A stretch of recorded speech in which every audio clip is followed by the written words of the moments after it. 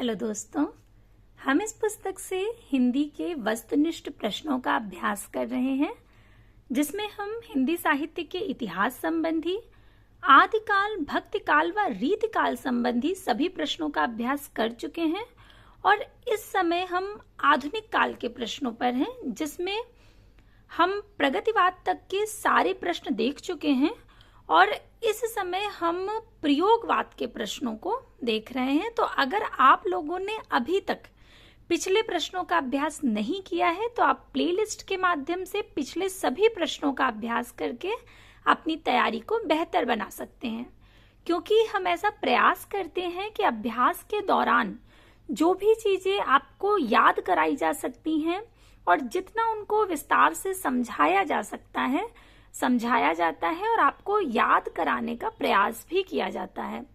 तो अगर आप लोग पिछली सारी क्लास देख लेंगे, पिछले सारे प्रश्न देख लेंगे, तो आगे के जो प्रश्न हैं, आगे का जो अभ्यास है, उसमें आपको बहुत आसानी होगी उसे समझने में, उसे याद करने में।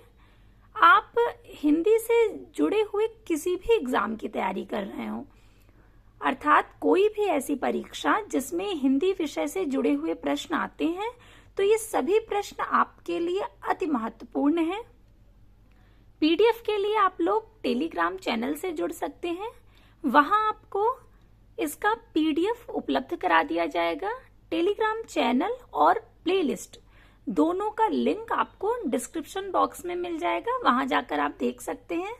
तो अभी हम शुरुआत करते हैं वहां से जहां तक हम प्रश्न देख चुके थे, उससे आगे। हमने 800 के ऊपर प्रश्न देख लिए हैं आधुनिक काल में। प्रश्न संख्या 825 तक हमारे प्रश्न हो गए थे।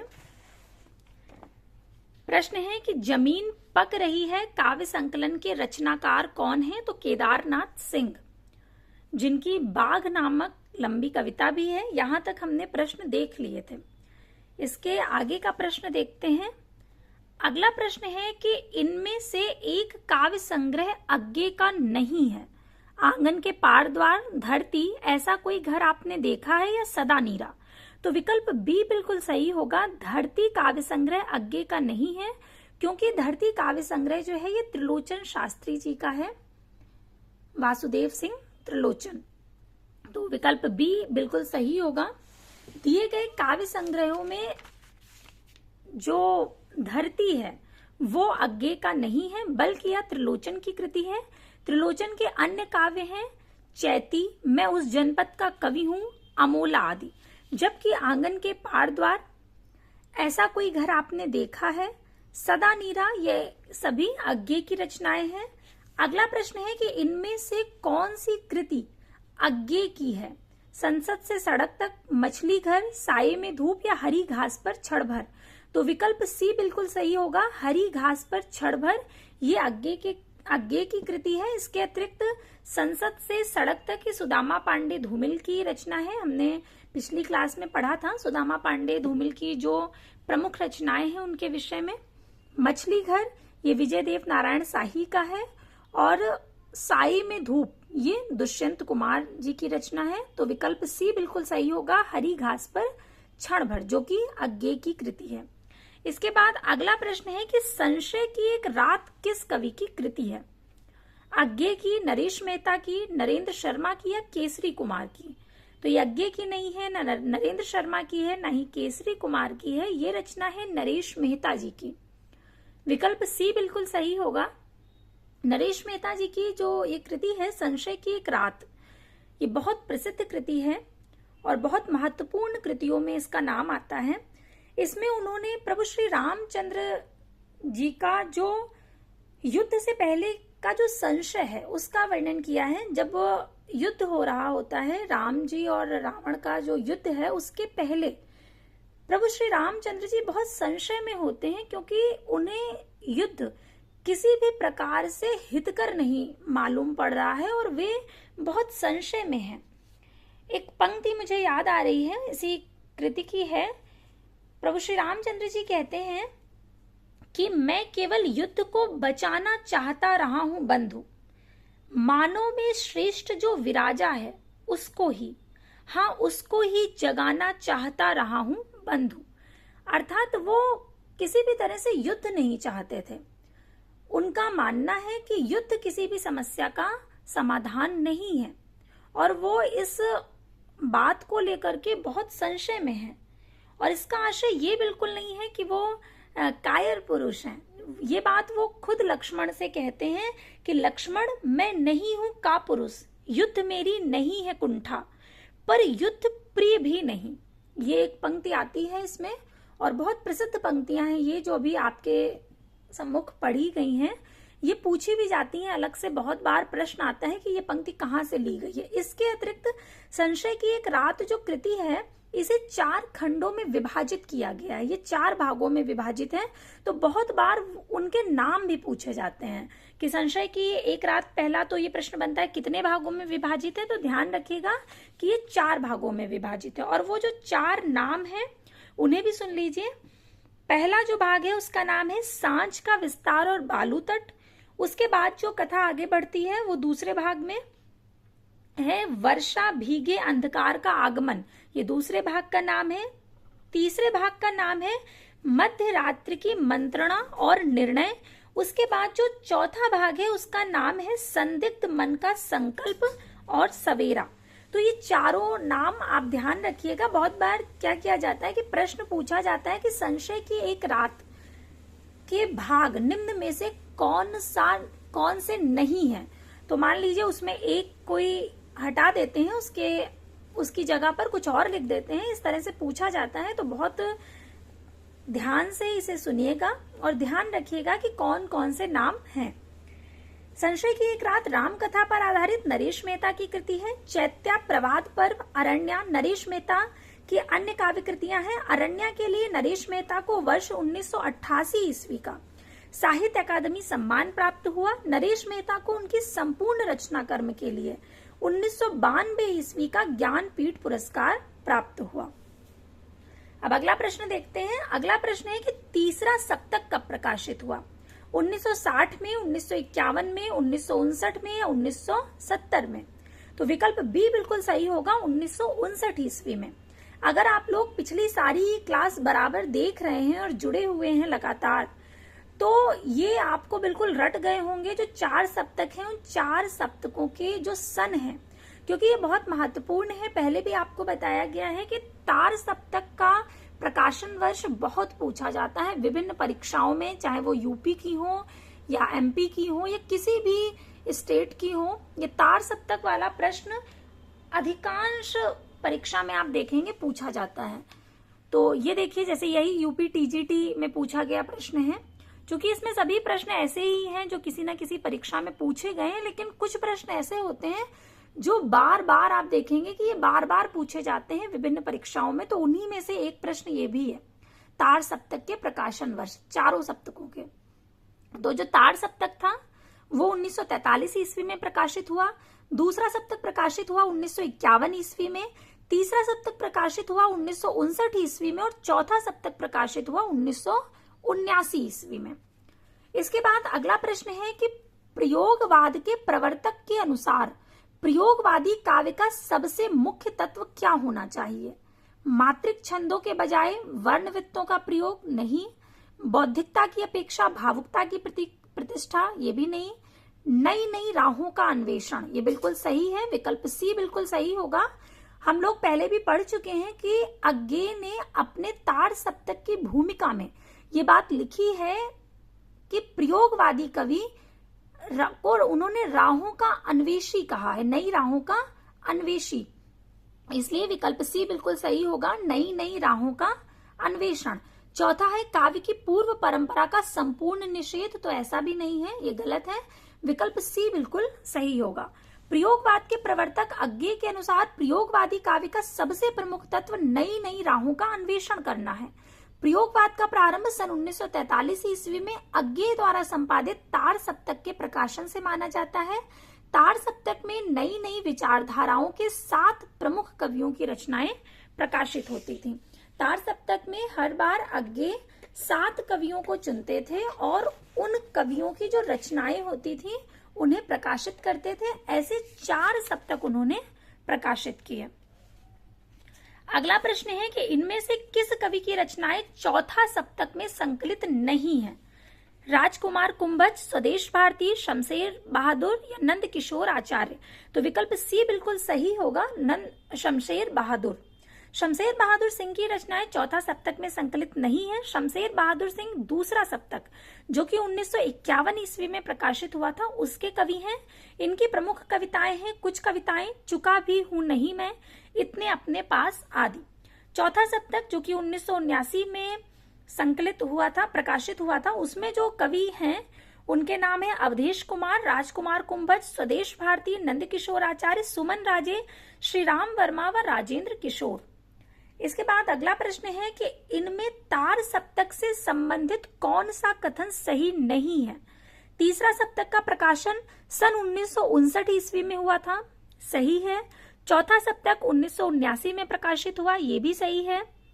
शकुंतला माथुर की रचनाएं तीसरे सप्तक में संकलित हैं, ये गलत है, इसलिए ये सही होगा। क्योंकि इसमें गलत ही पूछा गया है, तो तीसरा जो विकल्प है ये गलत है, इसलिए विकल्प सी सही होगा। अगला है रघुवीर सहाय दूसरे सप्तक के कवि हैं, तो ये भी सही है। शकुंतला माथुर की जो रचनाएं हैं ये तीसरे सप्तक में संकलित है, ये कथन गलत है, क्योंकि ये दूसरे सप्तक की कवित्री हैं। तार सप्तक से संबंधित जो तथ्य हैं, पहला कि तार सप्तक की स्थापना 1943 ईस्वी में अज्ञे ने की थी, सही है ये बात। तो और आपको बताया जा चुका है कि आप लोग इसमें भ्रमित मत होइएगा बिल्कुल भी कि पहला सप्तक नाम से भी कुछ है, ये आपको एक क्लास में और बताया जा चुका है, फिर से बता देती हूँ, क्योंकि इस तरह के प्रश्न बहुत बनाए जाते हैं। जैसे मान लीजिए, पहले ये देख लीजिए कि तार सप्तक कब प्रकाशित हुआ। तो तार सप्तक जो आया था वो 1943 ईस्वी में प्रकाशित हुआ है। उसके बाद आया दूसरा सप्तक, दूसरा सप्तक आया जो कि 1951 ईस्वी में प्रकाशित हुआ। उसके बाद आता है तीसरा सप्तक।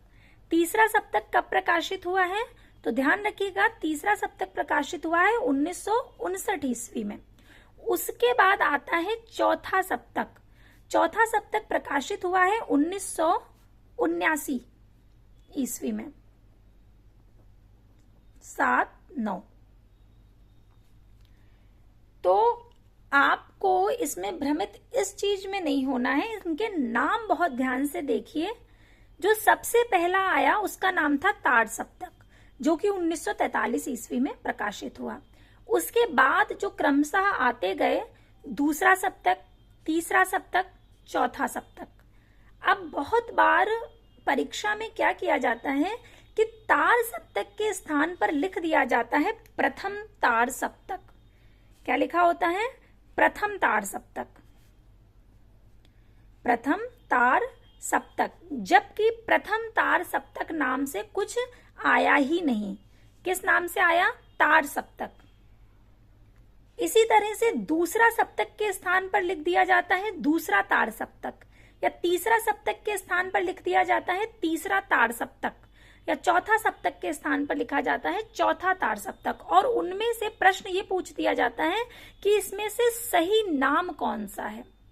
तो बहुत बार हम पहला सप्तक या दूसरा तार सप्तक पर निशान लगा देते हैं, तो आपको ध्यान रखिएगा कि ये बिल्कुल सही नाम है। तार सप्तक, दूसरा सप्तक, तीसरा सप्तक और चौथा सप्तक। और इनके जो सन हैं वो इस तरह से हैं, क्रमशः 1943, 1951, 1959 और 1979। तो प्रथम तार सप्तक नाम की कोई चीज नहीं है, अपितु उसे तार सप्तक के नाम से अज्ञे जी ने प्रकाशित किया था। तो वही नाम बिल्कुल सही है। ये प्रश्न चूंकि परीक्षाओं में पूछा जाता है, इसलिए आपको अलग से बताया है और इस चीज को ध्यान रखिएगा। दूसरा सप्तक 1951 में, तीसरा सप्तक 1959 में तथा चौथा सप्तक 1979 में अज्ञे द्वारा संपादित किया गया। तार सप्तकों में 7 कवियों के काव्य का संग्रह है और अज्ञे ने तार सप्तक की भूमिका में प्रयोगवादी कवियों को राहों का अन्वेषी कहा है। अति महत्वपूर्ण है, और अभी अभी इसके पहले ही हमने देखा था कि ये प्रश्न आया था। तो अज्ञे ने किसको राहों का अन्वेषी कहा है? तो प्रयोगवादी कवियों को अज्ञे ने राहों का अन्वेषी कहा है। कहां पर कहा है? तो तार सप्तक की भूमिका में। तार सप्तक कब प्रकाशित हुआ? 1943 ईस्वी में। इसके बाद अगला प्रश्न देखते हैं। अगला प्रश्न है कि हिंदी कविता में फैंटेसी का प्रमुखर प्रयोक्ता है शमशेर बहादुर, अज्ञे, सर्वेश्वर दयाल सक्सेना या मुक्तिबोध? तो विकल्प डी बिल्कुल सही होगा। फैंटेसी के प्रमुख प्रयोक्ता जो हैं वो मुक्तिबोध हैं। विकल्प डी बिल्कुल सही होगा। इनकी जो कविता है अंधेरे में, वो पूरी फैंटेसी पर ही लिखी गई है। हिंदी कविता में फैंटेसी के प्रमुख प्रयोक्ता मुक्तिबोध है। मुक्तिबोध को गहन अनुभूति और तीव्र इंद्रिय बोध का कवि भी कहा जाता है। मुक्तिबोध के अनुसार फैंटेसी की जो परिभाषा है वो इस प्रकार से है कि फैंटेसी के अंतर्गत भाव पक्ष प्रधान और विभाव पक्ष गौण और प्रच्छन्न तो होता ही है, साथ ही यह भाव पक्ष कल्पना को उत्तेजित करके बिंबों की रचना करते हुए एक ऐसा मूर्त विधान उपस्थित करता है कि जिस विधान में उस विधान ही के नियम होते हैं। ये जो परिभाषा है ये भी बहुत महत्वपूर्ण है। बहुत बार ऐसे ही पूरी परिभाषा दे दी जाती है और पूछा जाता है कि ये परिभाषा किसने दी है या मुक्तिबोध ने ये परिभाषा किस विषय को लेकर के दी है। तो ध्यान रखिएगा, फैंटेसी को लेकर के दी है और मुक्तिबोध ने दी है। अगला प्रश्न है, इनमें से कौन प्रपत्यवाद से संबंधित नहीं है? नलिन विलोचन शर्मा, नरेश, प्रयाग नारायण त्रिपाठी या केसरी कुमार? तो विकल्प बी बिल्कुल सही होगा। प्रयाग नारायण त्रिपाठी ये प्रपत्यवाद से संबंधित नहीं है। हमने पहले भी देखा था कि प्रपत्यवाद अर्थात नकेनवाद में जो नकेन शब्द है उसमें जब हम प्रपत्यवाद देखते हैं, प्रपत्यवाद को ही नकेनवाद भी कहा जाता है। तो नकेन जो शब्द है इसका एक एक वर्ण अर्थात ना और के और ना ये इस तरह से बना हुआ है, इस तरह से जोड़ करके ये तीनों वर्ण मिल करके नकेन शब्द बनाते हैं और हर वर्ण से एक कवि के नाम से हर वर्ण को लिया गया है। तो जो ना है ये नलिन विलोचन शर्मा जी के नाम से न लिया गया, केसरी कुमार के नाम से के लिया गया और नरेश जी के नाम से न लिया गया। ये तीनों ही कवि बिहार के हैं जिनके नाम के प्रथम वर्ण को लेकर के ये नकेन शब्द बनाया गया है। तो इसी में ये पूछा गया है कि प्रपत्यवाद से संबंधित कवि कौन नहीं है। तो नकेन शब्द आपको याद है और नकेन शब्द में पा वर्ण तो कहीं आता ही नहीं है। आप ऐसे ही पहचान सकते हैं आसानी से कि प्रयाग नारायण त्रिपाठी। प्रयाग नारायण त्रिपाठी प्रपत्यवाद से संबंधित नहीं है, बल्कि प्रयाग नारायण त्रिपाठी का संबंध तीसरे तार सप्तक से है। इसका प्रकाशन 1959 ईस्वी है और प्रपत्यवाद को नकेनवाद के नाम से जाना जाता है। प्रपत्यवाद का जो प्रवर्तन किया वो नलिन विलोचन शर्मा जी ने सन 1956 ईस्वी में प्रकाशित नकेन के प्रपत्य संकलन से किया था। नकेन का तात्पर्य नलिन विलोचन शर्मा, केसरी कुमार, नरेश के नाम के प्रथम अक्षरों के आधार मान करके नकेन बनता है, जैसा कि अभी आपको बताया गया। अगला प्रश्न है कि इनमें से दूसरा सप्तक में संकलित कवि हैं रघुवीर सहाय, सर्वेश्वर दयाल सक्सेना, केदारनाथ सिंह या नेमीचंद्र जैन? तो विकल्प ए बिल्कुल सही होगा, रघुवीर सहाय। रघुवीर सहाय दूसरा सप्तक में संकलित कवि हैं। दूसरा सप्तक कब प्रकाशित हुआ था? तो 1951 ईस्वी। जितने बार भी सप्तकों की बात होती है आपके मस्तिष्क में तुरंत उनके जो प्रकाशन वर्ष हैं वो तुरंत आ जाने चाहिए। जैसे ही आप कहीं देखें तार सप्तक, तुरंत आपके मस्तिष्क में उसके आगे 1943 लिख जाना चाहिए। इसी तरह से आप दूसरा सप्तक देखें तो 1951, तीसरा सप्तक देखें तो 1959, चौथा सप्तक देखें तो 1979। आप अगर बराबर क्लास ले रहे हैं और सुन रहे हैं तो अगर आप मेरे साथ भी उन चीजों को दोहराते चलेंगे तो अभी कितने बार मैं खुद तार सप्तक के चारों जो तार सप्तक हैं उनके प्रकाशन वर्ष बोल चुकी हूं। अगर आप क्लास को देख नहीं रहे हैं, केवल सुन भी रहे हैं ध्यान से, तो अभी तक आशा करती हूं कि आपको रट गया होगा बिल्कुल जो चारों सप्तक हैं उनका प्रकाशन वर्ष। तो अभी हम देखते हैं कि जो दूसरा सप्तक है उसमें संकलित कवि कौन कौन से हैं। तो शमशेर बहादुर सिंह, भवानी प्रसाद मिश्र, शकुंत माथुर, हरिनारायण घनश्याम व्यास, नरेश मेहता, धर्मवीर भारती व रघुवीर सहाय। इसके बाद अगला प्रश्न है, निम्नलिखित युग्मों में से एक सुमेलित नहीं है। तो कौन सा सुमेलित नहीं है? गीत फरोश भवानी प्रसाद मिश्र, बिल्कुल सही है। इसकी पंक्तियां हमने पिछली क्लास में देखी थी। जी हाँ हुजूर, मैं गीत बेचता हूँ, मैं तरह तरह के गीत बेचता हूँ, मैं किस्म किस्म के गीत बेचता हूँ। इसकी बहुत बहुत प्रसिद्ध पंक्तियां हैं ये और परीक्षाओं में पूछी जाती हैं। चांद का मुंह टेढ़ा है गजानन माधव मुक्तिबोध का, ये जो कृति है इसे मैं बहुत बार आपको क्लास में दिखा भी चुकी हूँ और इसमें जो कविताएं हैं वो भी दिखा चुकी हूँ। तो इसे तो भूलने का प्रश्न ही नहीं उठता है कि चांद का मुंह टेढ़ा है किसकी कृति है? गजानन माधव मुक्तिबोध की, बिल्कुल सही है।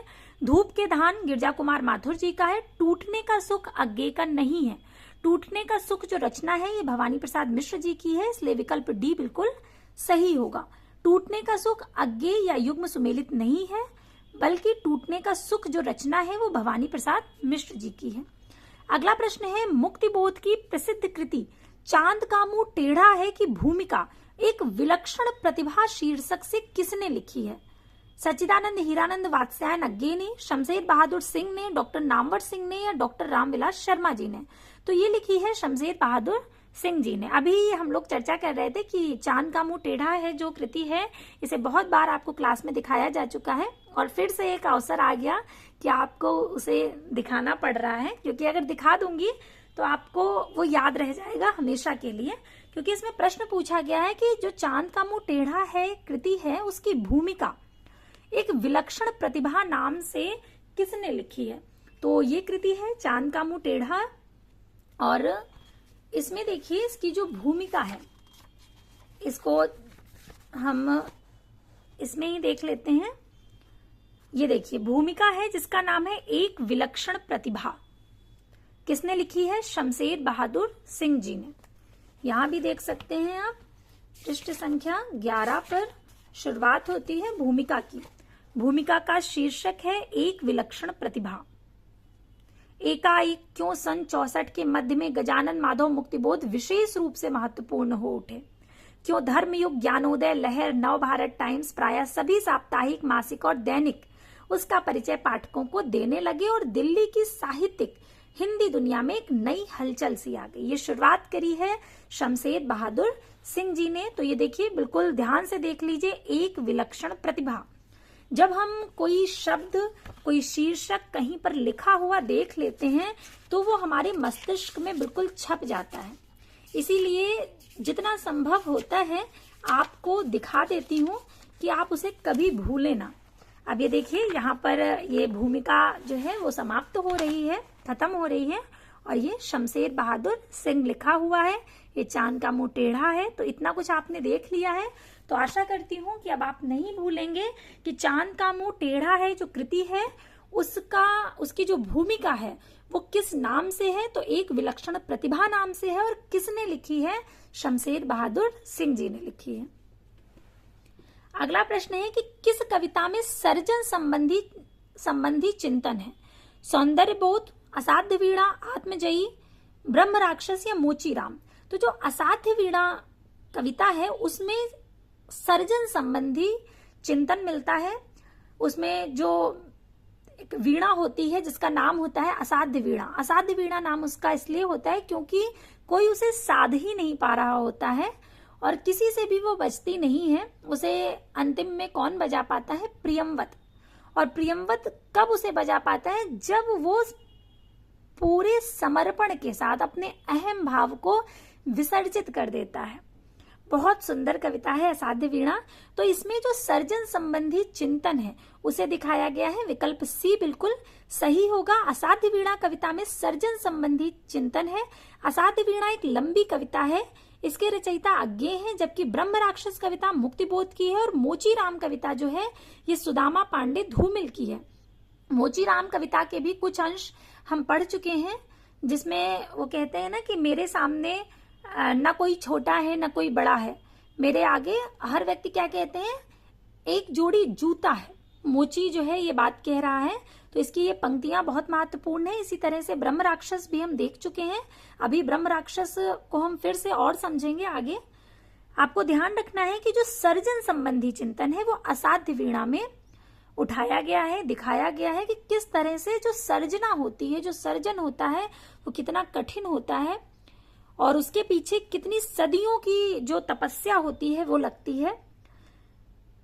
तो मोचीराम कविता किसकी है? सुदामा पांडे धूमिल की है। और आत्मजयी कविता कुंवर नारायण की है, जिसमें मृत्यु संबंधी शाश्वत समस्या कठोपनिषद का माध्यम बना करके प्रस्तुत की गई है।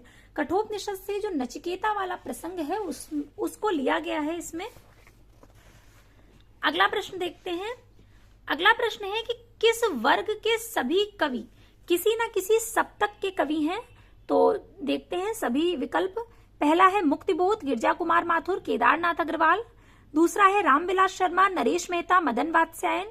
तीसरा है शमशेर बहादुर सिंह, भवानी प्रसाद मिश्र, जगदीश चतुर्वेदी। फिर है कुंवर नारायण, धर्मवीर भारती और नागार्जुन। उसके बाद है भारत भूषण अग्रवाल, प्रभाकर माचवेवा, नागार्जुन। तो जो विकल्प बी है रामविलास शर्मा, नरेश मेहता व मदन वात्स्यायन, इसमें सभी जो कवि हैं ये सभी सप्तक के कवि हैं, इसलिए विकल्प बी बिल्कुल सही होगा। रामविलास शर्मा, नरेश मेहता और मदन वात्स्यायन इस वर्ग के सभी कवि किसी न किसी सप्तक के कवि हैं। प्रयोगवाद का प्रारंभ 1943 ईस्वी में सच्चिदानंद हीरानंद वात्स्यायन अज्ञे के संपादकत्व में प्रकाशित तार सप्तक से माना जाता है। अब चूंकि फिर से तार सप्तक की बात हो रही है तो हम लोग देख लेते हैं, एक बार तुरंत मस्तिष्क में दोहरा लीजिए कि पहला सप्तक कब प्रकाशित हुआ, अर्थात तार सप्तक 1943 ईस्वी, दूसरा आया 1951, तीसरा 1959, चौथा आया 1979 ईस्वी। तार सप्तक में 7 कवि संग्रहित हैं। अज्ञे के संपादकत्व में कुल 4 सप्तक प्रकाशित हुए हैं।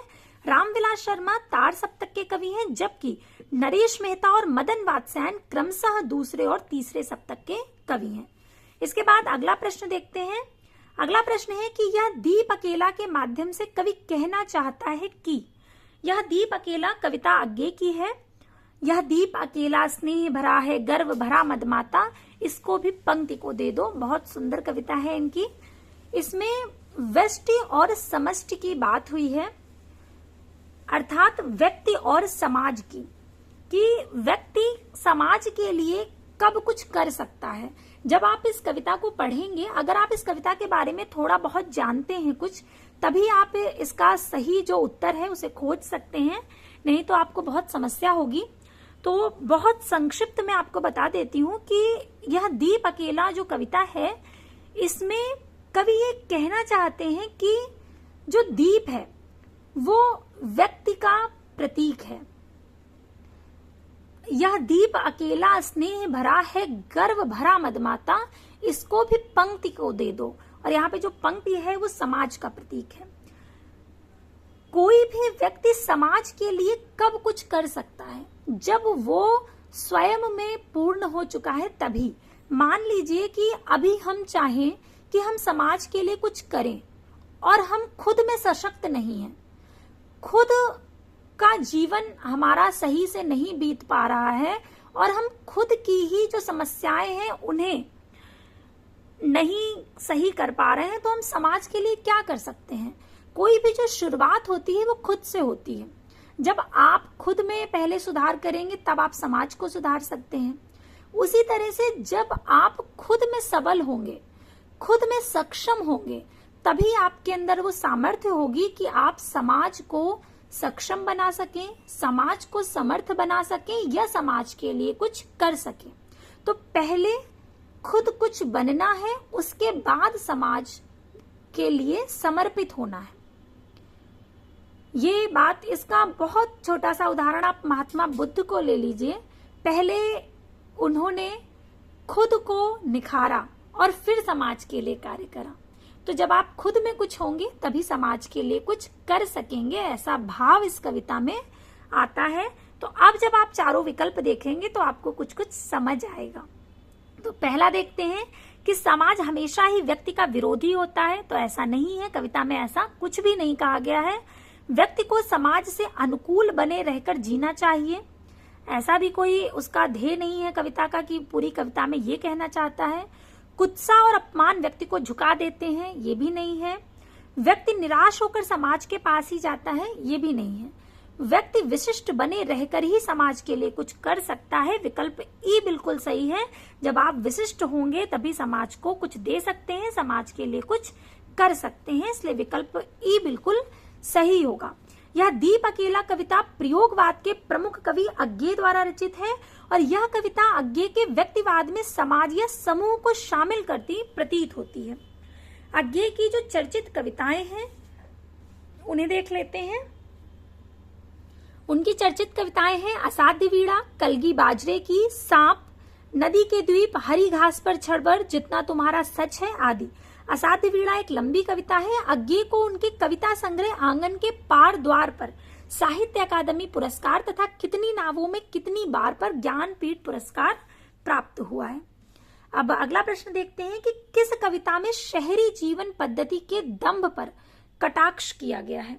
कौन सी ऐसी कविता है जिसमें शहर की जो जीवन पद्धति है उसमें कटाक्ष किया गया है।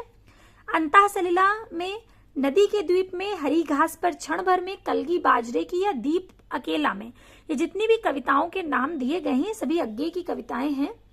इसमें जो विकल्प ई है हरी घास पर क्षण भर, ये बिल्कुल सही है क्योंकि हरी घास पर क्षण भर जो कविता है वो शहरी जीवन पर उसमें कटाक्ष किया गया है। इसकी कुछ एक पंक्ति याद आ रही है।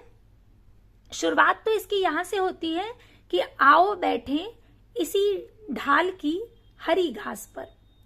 इसमें जो एक बीच में पंक्ति आती है जो कि इस बात को बिल्कुल स्पष्ट करती है कि आओ बैठे तनिक और सटकर, कि हमारे बीच स्नेह भर का व्यवधान रहे, बस नहीं दरारे सभ्य शिष्ट जीवन की।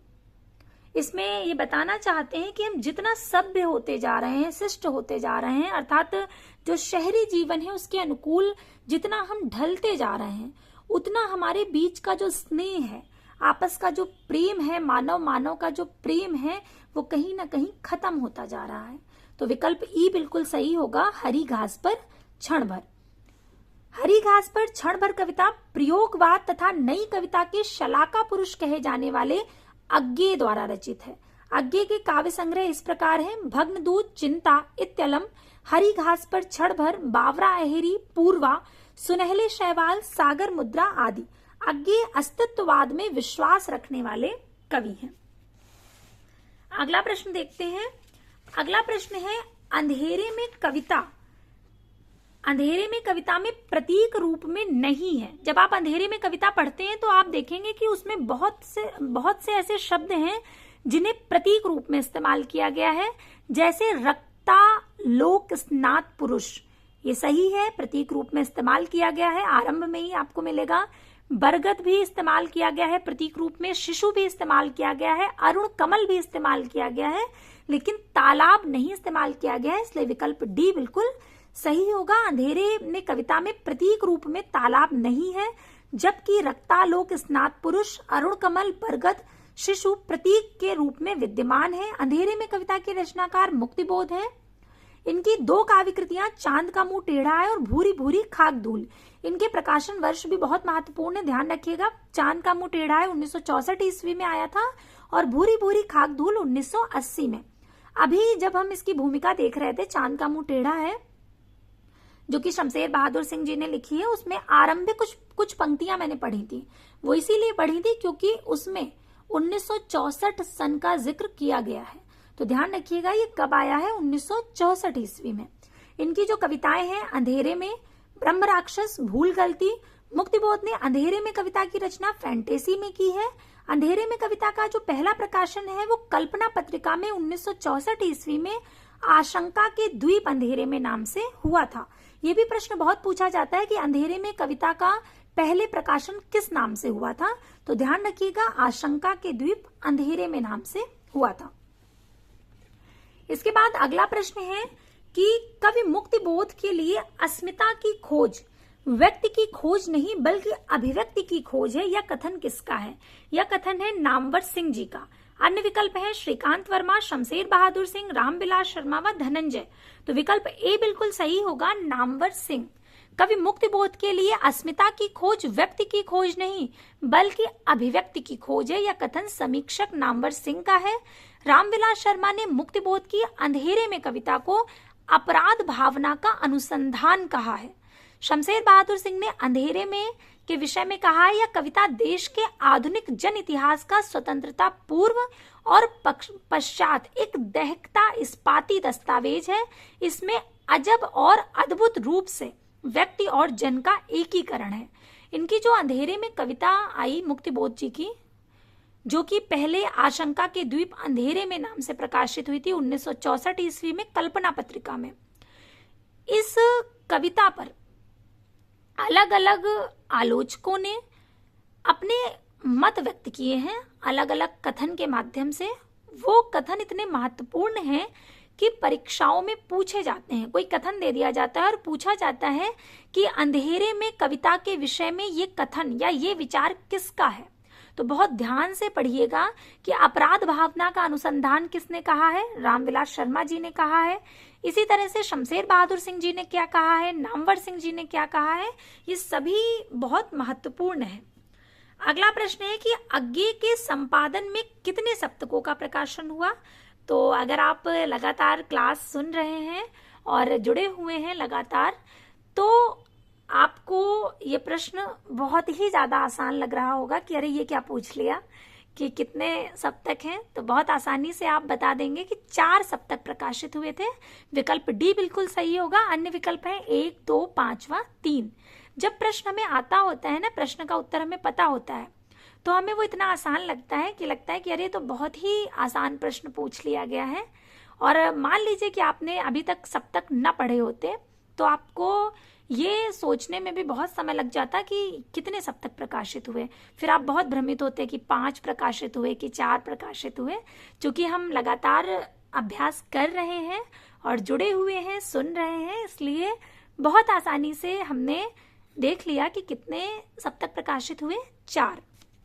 अब एक बार फिर से चारों सप्तक के जो प्रकाशन वर्ष हैं और उनके जो कवि हैं उन्हें भी देख लेते हैं।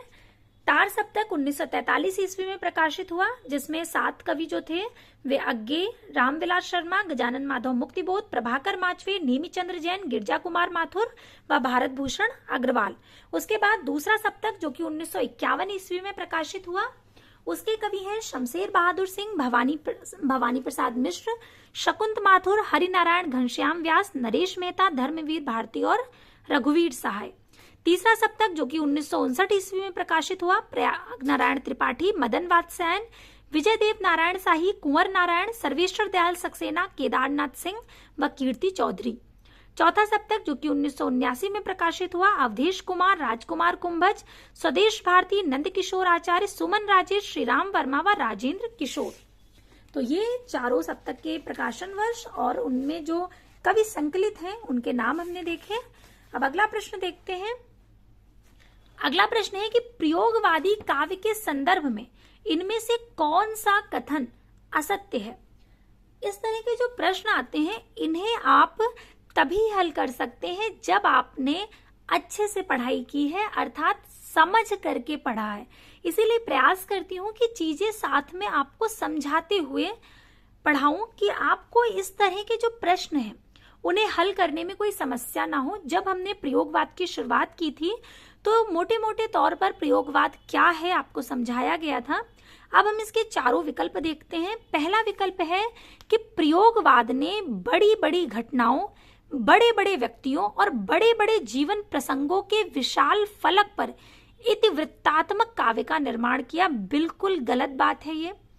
जब हमने शुरुआत की थी तभी देखा था कि प्रयोगवाद में जीवन से उठाई गई छोटी छोटी चीजें हैं, अर्थात बहुत छोटी छोटी सी चीजें उनमें प्रयोग किया गया है। जैसे कलगी बाजरे की, कितनी आप ये कह सकते हैं वैसे छोटी नहीं है, किंतु इन छोटी चीजों पर सामान्यता हमारा ध्यान नहीं जाता है।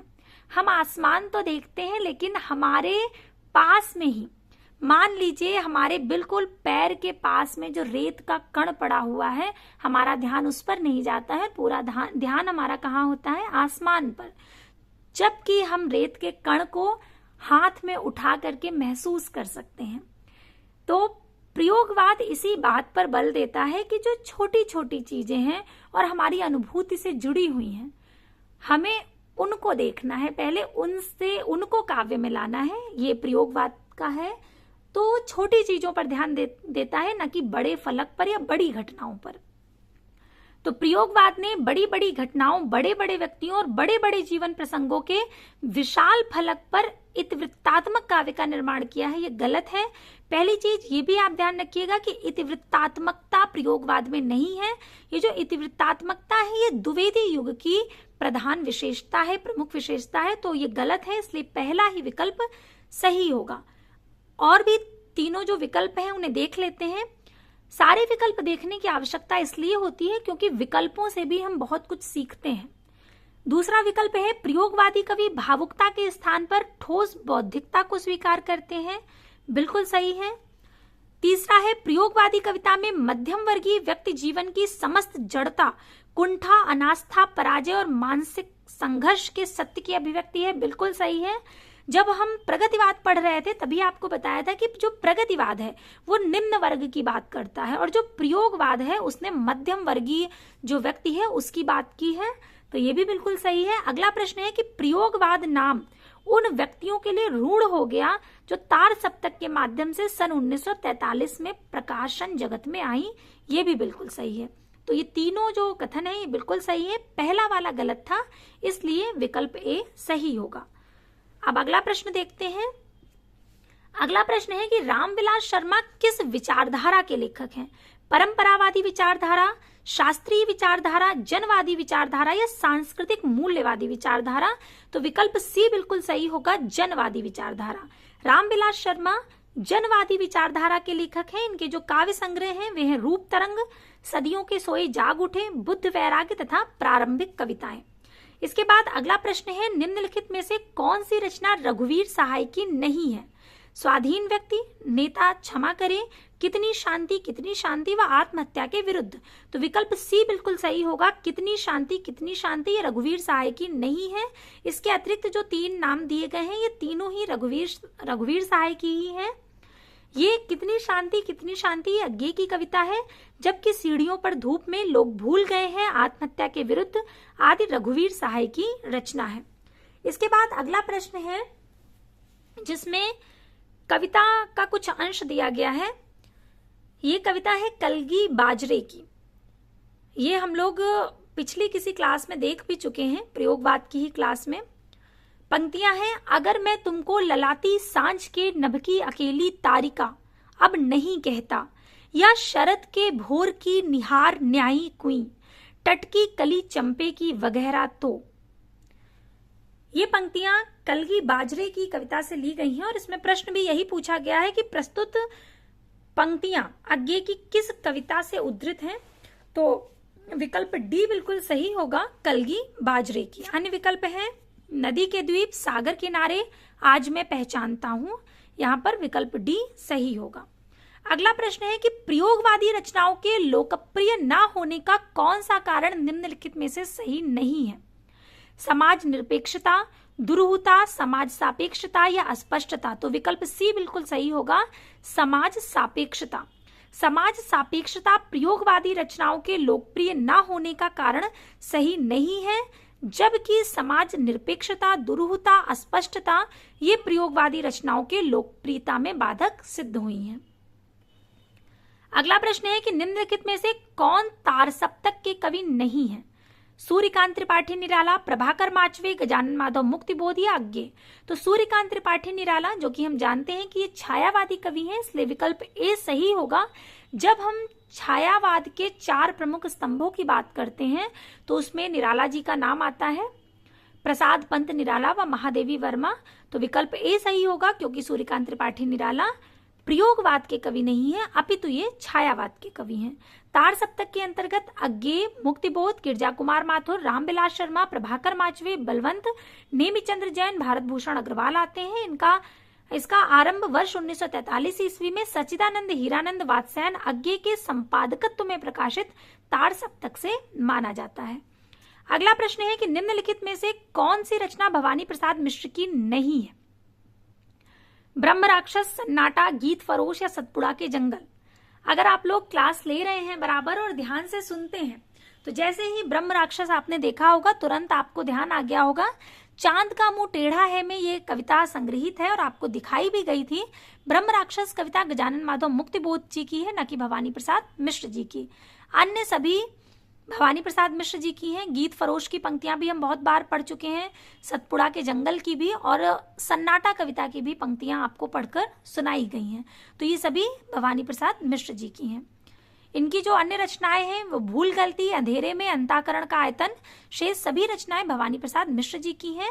और ये जो भूल गलती, अंधेरे में व अंताकरण का आयतन है, ये चांद का मुंह टेढ़ा है जो कि गजानन माधव मुक्तिबोध का काव्य संग्रह है, उसमें संकलित कविताएं हैं ये। अब अगला प्रश्न देखते हैं। अगला प्रश्न है कि प्रयोगवाद की प्रवृत्ति नहीं है, इनमें से कौन सी प्रयोगवाद की प्रवृत्ति नहीं है? क्षणवाद, बौद्धिकता, पारंपरिक उपमानों का प्रयोग या दुखवाद। तो जो इसमें विकल्प सी है, पारंपरिक उपमानों का प्रयोग, अर्थात जो चले चलाए उपमान है वो इसमें प्रयोगवाद में उसका प्रयोग बिल्कुल नहीं किया गया है। तभी आपको अभी कल की बाजरे की जो पंक्तियां आई थी कि अगर मैं तुमको ललाती सांझ के नभ की अकेली तारिका अब नहीं कहता, या शरद के भोर की निहार न्यायी कुई, तो ये इसी बात की ओर संकेत किया गया है। वो कहते हैं ना कि ये उपमान मैले हो चुके हैं और देवता इन प्रतीकों के कर गए हैं कूच। कवि का आशय ये है कि जो चला चलाया आ रहा है, जिन उपमानों से हमेशा से तुलना कर होती चली आ रही है कि हम वो, जैसे कि आप एक उदाहरण छोटा सा ले लीजिए कि हमेशा नायिका की तुलना चांद से की जाती है कि नायिका का मुख चांद के समान है। तो प्रयोगवादी कवि यही कहेगा कि ये बहुत हो चुका चांद की तरह मुंह, हम कोई नया प्रयोग करेंगे, किसी दूसरी चीज से उसकी तुलना करेंगे, हम चांद से नहीं करेंगे। क्योंकि क्या कह रहे हैं कि ये उपमान मैले हो चुके हैं, देवता इन प्रतीकों के कर चुके हैं कूच, अर्थात अब हम पारंपरिक जो उपमान है उनका प्रयोग नहीं करेंगे। ये प्रयोगवाद की प्रवृत्ति है इसलिए और जबकि यहां पर क्या दिया गया है कि पारंपरिक उपमानों का प्रयोग, जबकि प्रयोगवाद में आपको कहीं पर भी पारंपरिक उपमानों का प्रयोग नहीं मिलेगा, हर जगह आपको एक नया ही प्रयोग मिलेगा। जैसे कलगी बाजरे की बिल्कुल नया प्रयोग है, इसके पहले ऐसी तुलना आपको काव्य में कहीं नहीं मिलेगी।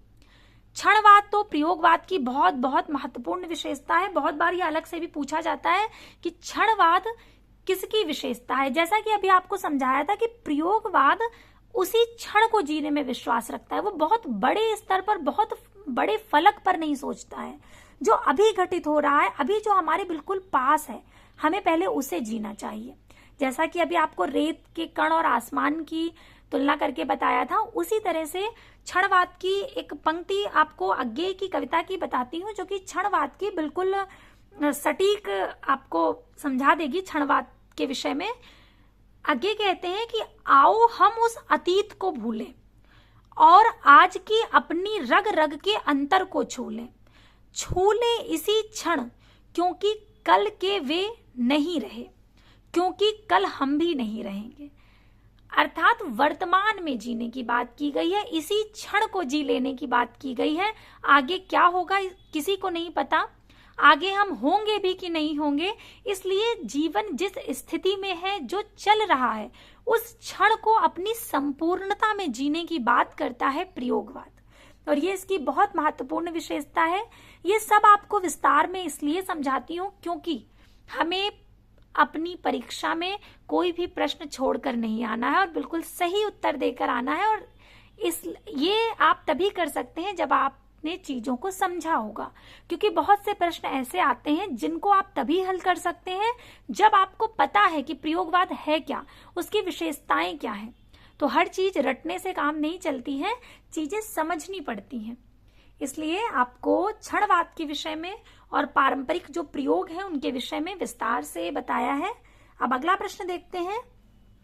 अगला प्रश्न है कि निम्नलिखित में से कौन तारसप्तक के कवि नहीं है? अज्ञेय, नेमिचंद्र जैन, भवानी प्रसाद मिश्र या मुक्तिबोध। तो विकल्प बी बिल्कुल सही होगा, भवानी प्रसाद मिश्र। ये तार सप्तक के कवि नहीं है। भवानी प्रसाद मिश्र दूसरा सप्तक के कवि हैं। तार सप्तक में जो कवि आते हैं उनमें भवानी प्रसाद मिश्र जी का नाम नहीं आता है, इसलिए विकल्प बी सही होगा। तार सप्तक का प्रकाशन 1943 ईस्वी में हुआ था और इसी से प्रयोगवाद का प्रारंभ माना जाता है। तार सप्तक के 7 कवि इस प्रकार से हैं: अज्ञे, रामविलास शर्मा, मुक्तिबोध, प्रभाकर माचवे, नेमीचंद्र जैन, गिरजा कुमार माथुर व भारत भूषण अग्रवाल। इसके बाद अगला प्रश्न है कि फैंटेसी शिल्प पर आधारित काव्य रचना कौन सी है? मधुबाला, अंधेरे में, गीत फरोश या कनुप्रिया? तो अंधेरे में कविता जो कि गजानन माधव मुक्तिबोध जी की है, ये फैंटेसी शिल्प पर आधारित है। विकल्प सी बिल्कुल सही होगा। फैंटेसी शिल्प पर आधारित काव्य रचना अंधेरे में है। अंधेरे में रचना के जो रचनाकार हैं वे मुक्तिबोध है। मुक्तिबोध के अनुसार ज्ञान गर्भ फैंटेसी द्वारा सार रूप में जीवन की पुनर्रचना करता है। अब चूंकि अंधेरे में कविता की बात हो रही है तो एक बार उसे याद कर लीजिए कि अंधेरे में कविता का पहले प्रकाशन किस नाम से हुआ था? आशंका के द्वीप अंधेरे में। किस पत्रिका में हुआ था? कल्पना पत्रिका में। किस सन में हुआ था? तो 1964 ईस्वी में। इसके अतिरिक्त मुक्तिबोध के जो 2 काव्य संग्रह हैं, चांद का मुंह टेढ़ा है और भूरी भूरी खाक धूल, इनके प्रकाशन वर्ष भी बहुत महत्वपूर्ण है।